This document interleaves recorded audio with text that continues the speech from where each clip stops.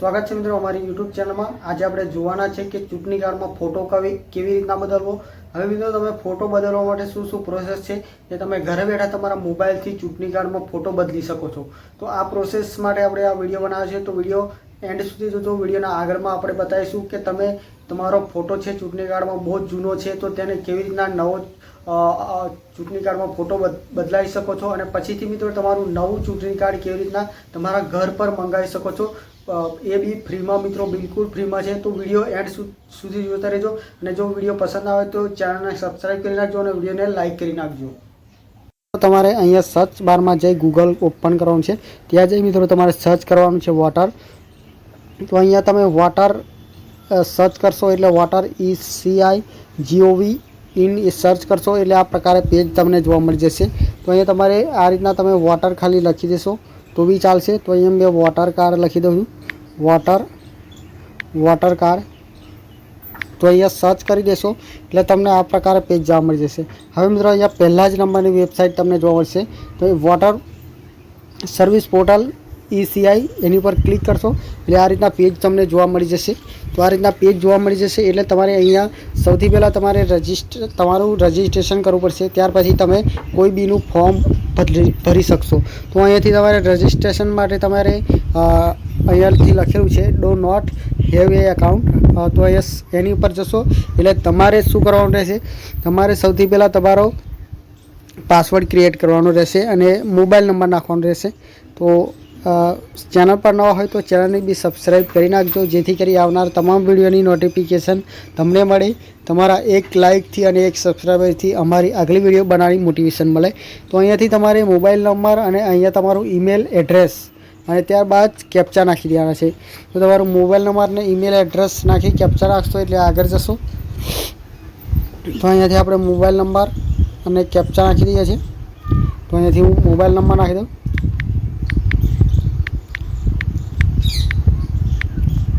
હવે મેં mobile number નાખ્યા છે, તો ઈમેલ એડ્રેસ નાખો તો બી ચાલશે, નહીં નાખો તો બી ચાલશે। હવે મિત્રો અહીંયાથી કેપ્ચા તમારે નાખી દેવાના રહેશે। અહીંયાથી કેપ્ચા નાખશો એટલે અહીંયાથી કેપ્ચા કમ્પ્લીટલી નાખી દેવાના રહેશે। કન્ટિન્યુ પર ક્લિક કરશો, કન્ટિન્યુ ઉપર ક્લિક કરશો એટલે તમારે અહીંયા ફર્સ્ટ નેમ અને લાસ્ટ નેમ નાખી દેવાનું રહેશે। તો આપણે અહીંયાથી આપણું ફર્સ્ટ નેમ નાખી દઈશું અને લાસ્ટ નેમ એટલે તમારી સરનેમ આવશે તે અહીંયાથી નાખી દઈશું। તમે જોઈ શકો છો આ રીતના તમારી સરનેમ જે બી હોય એ અહીંયાથી નાખી દેવાની રહેશે। ત્યારબાદ રિક્વેસ્ટ OTP વાળો ઓપ્શન છે એની ઉપર ક્લિક કરશો એટલે તમારા મોબાઈલ ઉપર OTP સક્સેસફુલી જશે। મિત્રો OTP અહીંયા નાખી અને તમારે લોગિન થઈ જવાનું રહેશે। તો આપણું એકાઉન્ટ બની ગયું છે, તો અહીંયાથી લોગિન વાળા ઓપ્શન ઉપર જઈ લોગિન થઈ જઈએ છીએ અને અહીંયાથી તમે જોઈ શકો છો। હવે મિત્રો રિક્વેસ્ટ OTP પર ક્લિક કરશો એટલે OTP તમારા મોબાઈલમાં આવશે। OTP અહીંયા નાખી દઈએ અને પછી વેરીફાઈ લોગિન ઉપર ક્લિક કરીશું। હવે પછી આપણે ફોર્મ 8 ઉપર જઈશું। તો અહીંથી ફોર્મ 8 ઉપર જશો એટલે તમને આ પ્રકારે પેજ જોવા મળી જશે।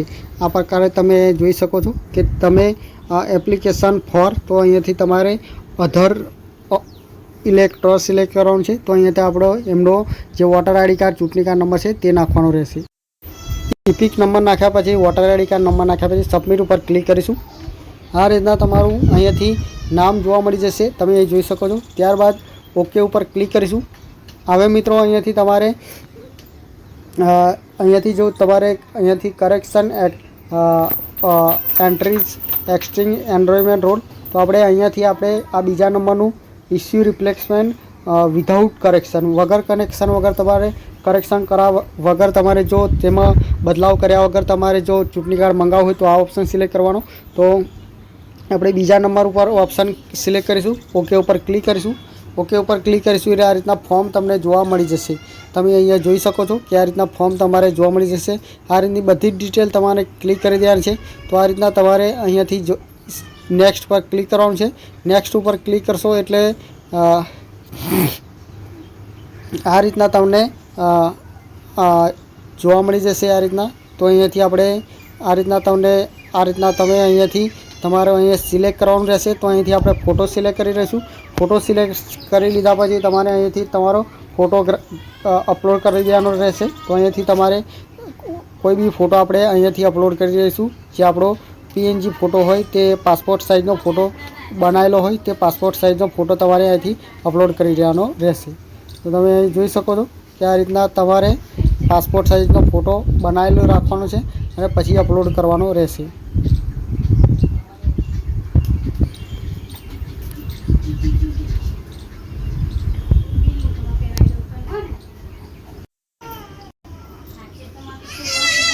ત્યાર પછી તમારે અહીંથી તમારે નેક્સ્ટ પર ક્લિક કરવાનું છે। નેક્સ્ટ ઉપર ક્લિક કરશો એટલે તમારી અહીંયાથી પ્લેસ ડાલ દેવાની છે। તો અહીંયાથી તમે પ્લેસ નાખી દેશો આ રીતના। તો અહીંથી આપણે પ્લેસ તમારા ગામનું નામ નાખી દેવાનું છે। ત્યાર પછી અહીંયાથી નેક્સ્ટ કરવાનું છે। હવે પછી મિત્રો તમારે અહીંયાથી કેપ્ચા નાખી દેવાના છે અને પ્રીવ્યુ એન્ડ સબમિટ પર ક્લિક કરવાનું રહેશે। તમે પ્રીવ્યુ એન્ડ સબમિટ ઉપર ક્લિક કરશો એટલે આ રીતના તમારે ફોર્મ પ્રીવ્યુ કરી લેવાનું આવશે। હવે મિત્રો તમારું ફોર્મ છે એ એકવાર ચેક કરી લેવાનું રહેશે। હવે ચેક કર્યા પછી મિત્રો તમારે અહીંયાથી ફોર્મ સેવ એની ઉપર ક્લિક કરશો એટલે આ રીતના તમારી અરજી છે એ અહીંયાથી અરજી ક્રમાંક તમારી જે છે મિત્રો રિફરન્સ નંબર બતાવી દેશે, તેને આપણે કોપી કરી લઈશું। અને મિત્રો તમારે અહીંયા આ રિફરન્સ નંબર યુઝ કરી તમારું થોડા દિવસ પછી 15 દિવસમાં તમે સ્ટેટસ ચેક કરી શકો છો। અહીંયાથી તમે ડાઉનલોડ એક્નોલેજમેન્ટ સ્લીપ બી તમે અહીંયાથી ડાઉનલોડ કરી શકો છો। તમારી સ્લીપ જે છે મિત્રો ફોર્મ ભર્યાની તે સ્લીપ કાપલી બી તમે ડાઉનલોડ કરી શકો છો તમારા જાતે મિત્રો।